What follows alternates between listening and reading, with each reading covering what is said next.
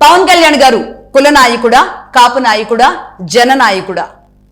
Yes, భారతదేశంలోని ఏ party అధినేతకి, ఏ party నాయకుడికి అడగకూడని, ముఖ్యంగా తనకు తాను ప్రతిసారి ఆ నాయకుడు చెప్పుకోకూడని సమస్య ఇది పవన్ కళ్యాణ్ గారికి మాత్రమే. భారతదేశంలోని ఏ ఒక్క పార్టీకైనా ఈ కష్టం ఉంది, ఏ ఒక్క పార్టీ అధినాయకుడికైనా ఈ కష్టం ఉంది అంటే అది కేవలం పవన్ కళ్యాణ్ గారికి మాత్రమే అని చెప్పొచ్చు. ఎందుకంటే ఆయన ఆంధ్రప్రదేశ్లో, అది కూడా కాపు సామాజిక వర్గంలో పుట్టడమే ఆయన పరిస్థితి, ఆయన దుస్థితికి కారణంగా ఉన్నట్టుగా కనబడుతుంది. ఎందుకంటే ఏ సమావేశం నిర్వహించినా సరే తన కుల సాటిస్ఫై కోసం ఆయన అనేక రకాల విషయాలు చెప్పాల్సి వస్తూ ఉంటుంది. ముఖ్యంగా అయినప్పటికీ కూడా ఆ సామాజిక వర్గం ఎందుకో మనశ్శాంతిగా, ప్రశాంతంగా లేనట్టుగా, ఇంకా ఏదో చేయాలి అన్నట్టుగా మదన పడుతున్నారు.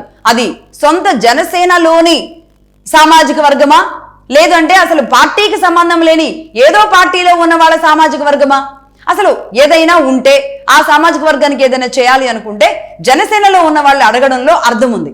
కానీ వేరే పార్టీలో ఉన్న వాళ్ళు కూడా ఇదే సామాజిక వర్గ చట్రంలోకి ఆయన ఎలా లాగుతారు?